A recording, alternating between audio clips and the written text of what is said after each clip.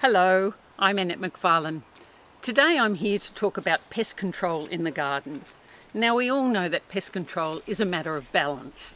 We all have to put up with a few chewed leaves, and frankly I'm happy to have chewed leaves if it gives me butterflies in the garden, or if I've got wonderful circular patches taken out of my rose leaves, I know then that I've got the wonderful leaf cutter bee.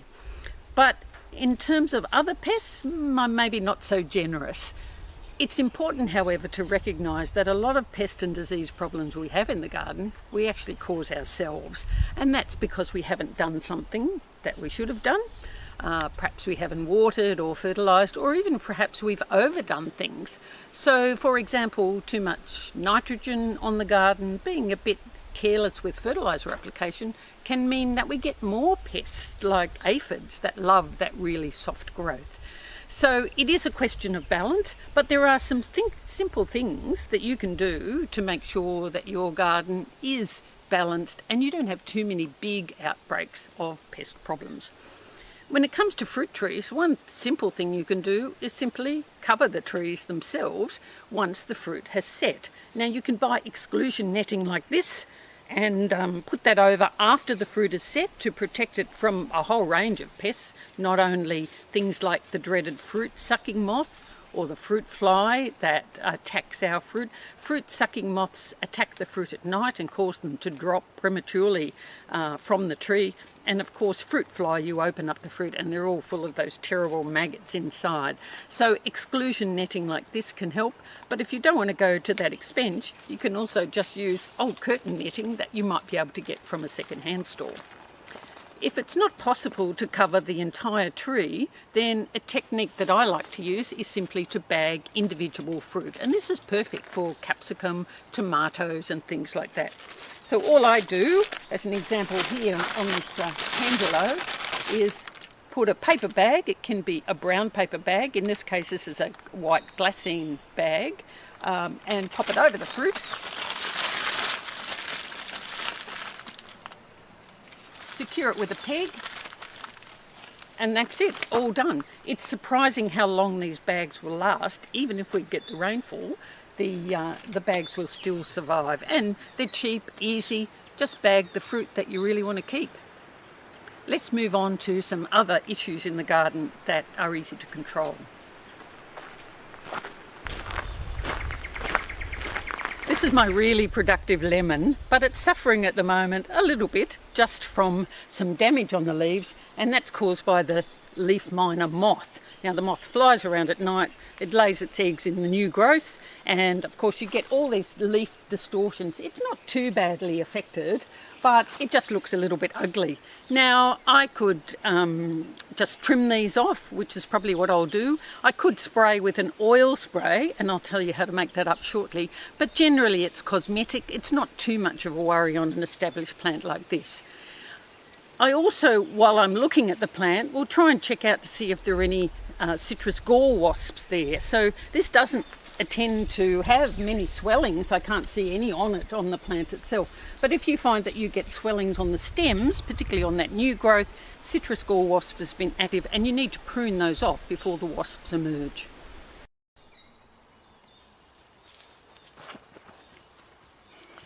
But there are times when we have pest outbreaks that we need to control. You don't necessarily have to rush off to the shops. You'll often have things at home, simple things in the cupboard or in the shed that you can actually use. And I'll just go through a few of them now. We are putting the recipes of all of these preparations on the transcript, so if you need to check any details, please do so before you try and make the products up. One thing you might have available is garlic, so you can use fresh cloves of garlic, or if you happen to have something like one of these jars of garlic paste, then that's quite suitable as well. So garlic is used actually as a repellent. You need to put it on before the pests are active, but you might know from experience that a particular plant that you have or a crop that you grow in the vegetable garden tends to get pests, and so you can know from experience that it's a good idea to put it on at certain times of year. Garlic also has mild antiseptic properties as well, but really its repellent qualities are what really gardeners admire. So you're going to need the equivalent of about 3 cloves of garlic, or that's about a tablespoon of a paste product like this, a tablespoon of vegetable oil. You're going to need some soap and some water. The idea is to soak the garlic in the oil overnight, and so basically you're making a garlic infused oil.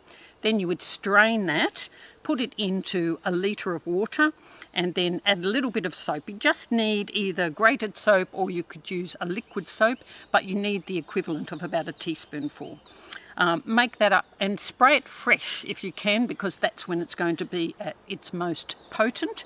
And some gardeners say this works effectively for them in repelling things like aphids and even sometimes ants and other scale insects. So that's one that you could try. If you find that the garlic perhaps isn't doing its job, you can move on to something stronger, and that's where something like a chili spray comes in. Now, chili sprays are both an irritant to an insect and also a stomach poison if they actually consume them. You can use chilies that you've grown yourself, that you put in a blender with water and then get that concentrate, or you can simply use ground fresh chilies, so dried chilies, or you can even cheat, and if you've got a bit of really hot sauce like Tabasco in the fridge, you could actually use that.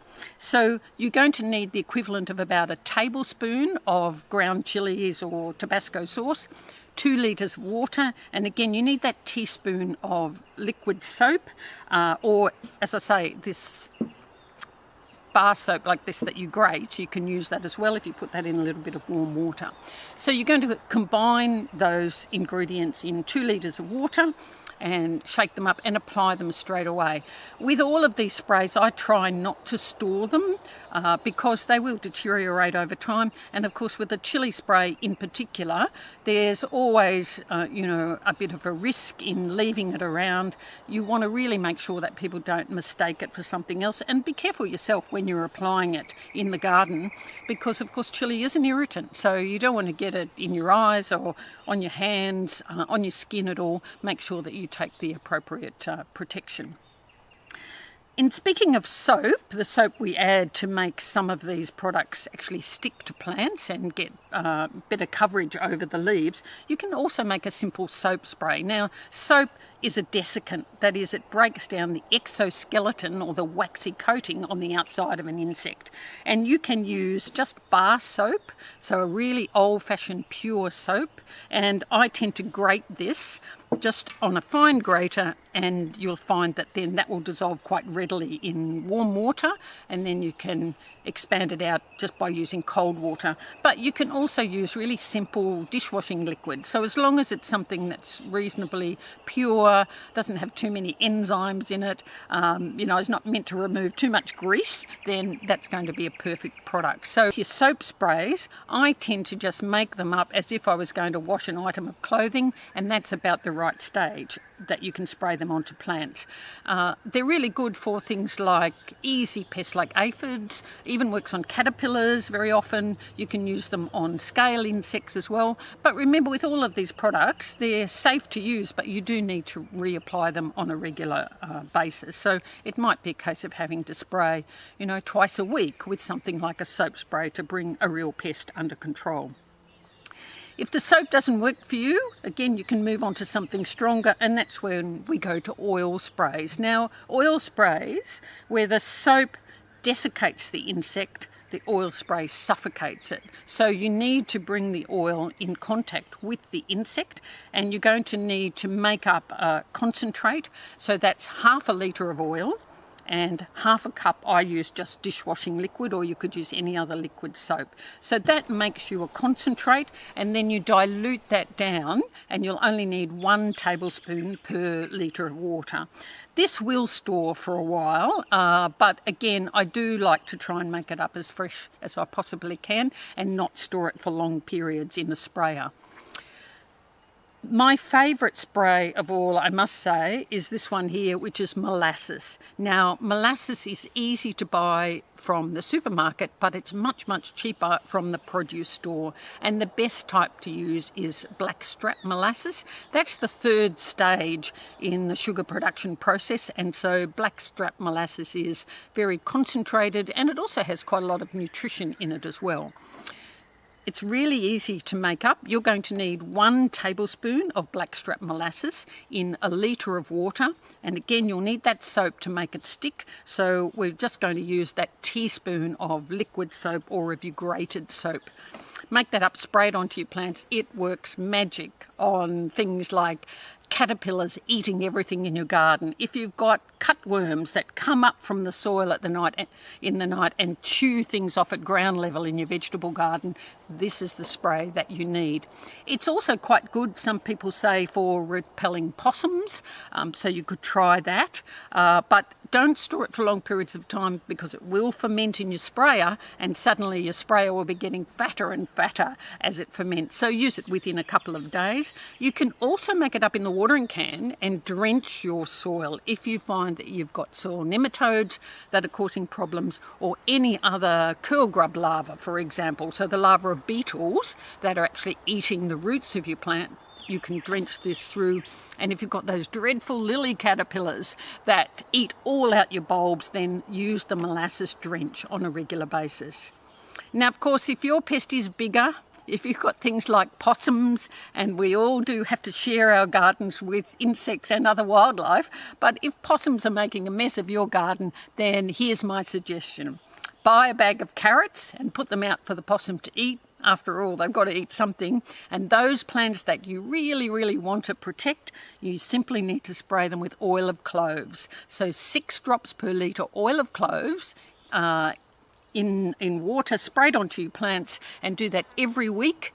Or you can do it on fence lines or boundaries, but you must do it every week. That will protect your plants from possums, but spare a thought for them and leave some plants for them to eat, or provide an alternative food source. So there you go. Balance in the garden is easy to achieve. Next time I'll be back telling you how to deal with disease problems in your garden.